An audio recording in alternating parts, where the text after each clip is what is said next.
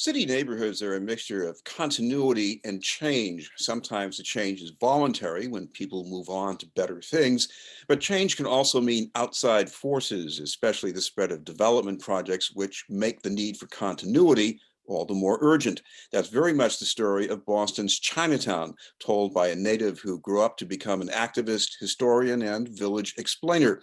The book's called Forever Struggle, Activism, Identity, and Survival in Boston's Chinatown, 1880 through 2018. We'd like to welcome the author, Michael Liu. Thank you very much for being with us, Michael. Thank you for having me. Mike, I want to go back to the beginnings of your story, which is really even before your time, and what Chinatown was as a zone of exclusion, and how that mattered in people's heads generations later.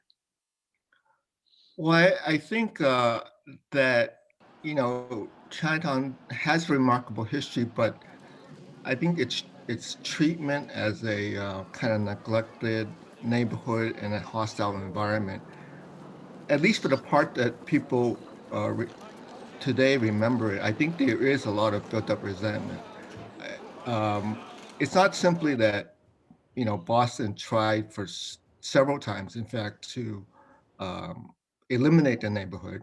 Um, Starting a few years after it was established on Harrison Avenue, but that things that were very dehumanizing, like establishing the adult entertainment district right next to Chinatown, and then the highways. I think people remember that. I think it's similar to the West End. I think even to this day, people who grew up in the West End, there's a great deal of resentment what happened to it. And I think similarly, so that as a result, as a consequence, I think a lot of people who have since moved on from the neighborhood still return and contribute and try to, participate in it. And that includes myself.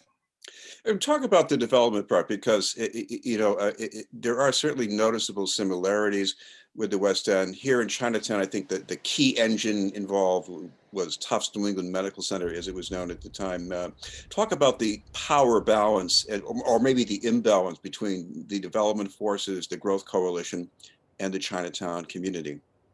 Yeah, I think that, throughout the city, I think in the city as a whole, like, I think the most powerful, local forces are the development forces, because the most money involved. And I think a lot of neighborhoods, suffer. So that even though, and, in the beginning, this not quite development, but when putting, when the highways went through Chinatown, people, the the and they took the homes, they just put up a notice on people's door and say, you have to leave in 2 weeks, and this is how much we're giving you for the neighborhood.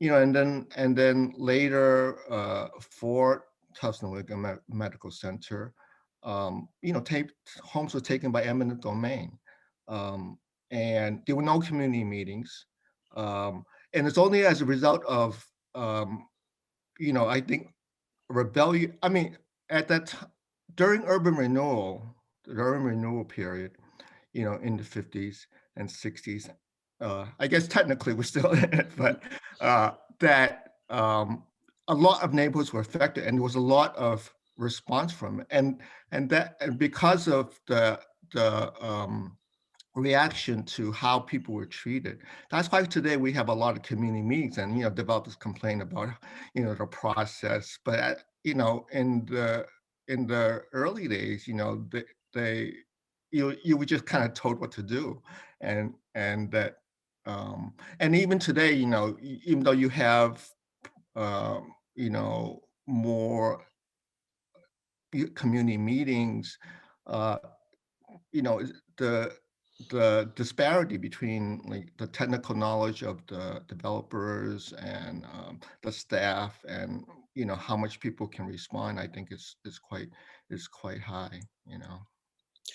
As you point out in the book, at the time when you were growing up, you still had this system where there was this hierarchy of power brokers within the community, and sometimes they got this or that in return, but they were generally supportive of development projects.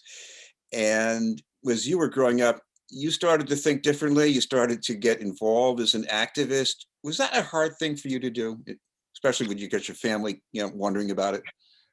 Yes, it was very hard. And I just want to say that I don't, in a way, even though I disagreed um, vehemently with how things were approached, which was basically keeping your head low and not making much trouble. That I kind of understand because they suffered those early generations suffered a lot of discrimination. And so that I think that growing up in the period that I grew up, which, civil rights, Black power, that, the idea was that we had rights and that we were unequal. It kind of clashed um, with the established organizations and power structure in Chinatown. Plus the fact that at the beginning in 1965, there was a flood of new because of immigration reform happened then, and there was many more immigrants. There were females, and I really think the leadership did not know how to deal with how to provide for these families because there were very few services in Chinatown. I mean, because for a long time it was just kind of like live and let live. Don't you don't mess with us, we won't mess with you. Kind of attitude that of the leaders. And so there were very few services. There were some churches. Uh, there was the Y, and so that everything so that a lot of what the first things that we all did was to try to establish organizations that would provide some basic services to the community. I mean, even like today, this is the current struggle is like the library. Well, all we had for decades and decades before it was wiped out for 50 years was a reading room. It wasn't a full library, so that was the type of services that that we had. So yeah. When I read this book, one of the progressions I note is that you have these power brokers who are overwhelmingly male, and you see these other leaders emerging. The women, Right. Suzanne Lee, Lydia Lowe. Talk about their role in changing the chemistry of the neighborhood. Yes, I think that the role of the Chinese women is remarkable. I think one thing is that for women in general, so most of the women um, for generations were in garment work. So probably because they were socialized into because the garment unions were unionized that they were more used to taking action, and then the men were um, more in direct relations with the owners, so I think they were more dissuaded from taking any actions. But I think that they really, I mean, beginning with the uh, action around busing, where women where the Chinese mothers had to stand up to the traditional power structure in Chinatown, who told them that don't do anything, don't go against the city. And they were trying to protect their children who are on the buses, and they're not saying they won't be bused, but that they wanted safety monitors and teachers to be at these schools. That the women have really taken the lead in Boston Chinatown from tenants issues to workers issues. Not completely, but for many of these things, the women actually took the lead. Yes. I wonder about Parcel C. This is a piece of land where Tufts Medical Center wanted to expand. The community was hoping to get housing there. It eventually became a victory, at least a sort of a victory for the community. Interesting is how you got there, because this is a small neighborhood, small population, but they found a way to amplify their message by working with people from other parts of the city. Explain why that's so important. Yeah, I think that I, I think today, Chinatown is kind of known as one of the leading or most active neighborhoods in the city, and a lot of it was, I think, built up by through these alliances. So that at that time, around the Parcel C issue, the uh, the neighborhood activists and the population had to take on not only the redevelopment authority, but also the mayor who was behind Menino, who was behind the project, as well as some elements in the neighborhood. So as well as the medical center, so that uh, but we were able to work with other neighborhoods like that also were dissatisfied with how the redevelopment authority were handling them. There was a asphalt plant that was planned for Roxbury. There was Home Depot in West Roxbury. There was a BC football stadium in Brighton, and so by working with them, it put the whole question of like how was the redevelopment authority treating neighborhoods in pushing these projects. So I think that really I think helped us, as well as we also work with many other issue groups like environmental groups, because the proposed project in Chinatown in Parcel C was a garage, and and there was also hospital accountability groups that we work with. So that was very important in terms of, and encouraging to the community that people were really willing to support us.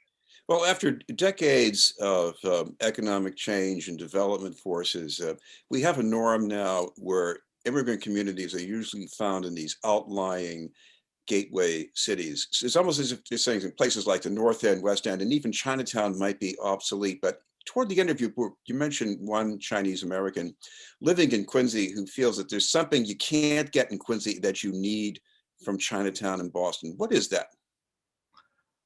Um, I well, I think Chinatown is unique in seeing that, it has a huge concentration of organizations. I don't know, for some reason Chinese like to form organizations, so there's probably like the average of 3 per block, and I think that provides, and also the fact that it's an advantage disadvantage that it's centrally located, so a lot of people pass through Chinatown, and then and for a lot of people, it's their first. So those vehicles, these organizations allow people to form community, and so that's hard to find, even though there may be populations in places like Quincy that are more dispersed. And everybody I think feels a need for community. So people find those first, I think, relations there, and then people of course have, you know, before places like Malden and Quincy were established, memories of their families coming to Chinatown. So I think there's also those ties.